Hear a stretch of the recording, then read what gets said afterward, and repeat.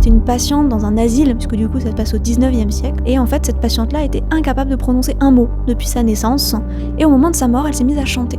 Quand un patient va mieux, est-ce que c'est la lucidité terminale? Est-ce que c'est ce mieux avant la fin? Ou est-ce que c'est un mieux qui va durer plus longtemps? Voilà, moi j'ai rencontré une infirmière qui me disait on a une patiente qui était alitée, pas bien du tout, et puis une après-midi, on la voit passer dans le couloir. Et en fait, elle allait aux toilettes, tout simplement. Et donc, c'est des patients qui, on n'imaginerait pas qu'ils soient en capacité de faire ça, même physique.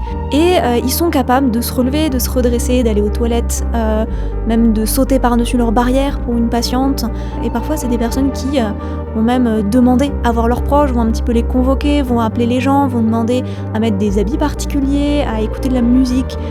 Il va se passer beaucoup de choses encore. En tout cas, au niveau des explications, en fait, on n'en a pas.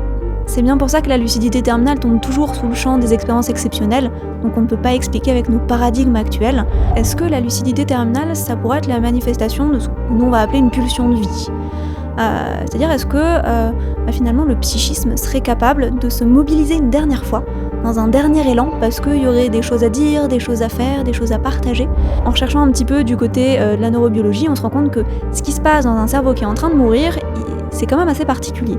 La neurochimie du cerveau qui est en train de décéder, donc notamment avec beaucoup de circuits de neurotransmetteurs qui s'animent, ça pourrait expliquer ce regain.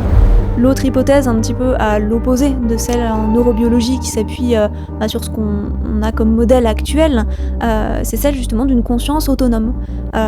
Comme si du coup cette conscience qu'on a ne serait pas juste la production du cerveau, la production de nos neurones qui s'envoient des messages électriques, mais quelque chose qui serait uniquement médiatisé. La lucidité terminale, en fait, ce serait une manifestation de cette conscience qui, du coup, dans les derniers temps de la vie, comme le cerveau est justement altéré, en mauvais état, elle pourrait se manifester de manière beaucoup plus présente et forte que d'habitude.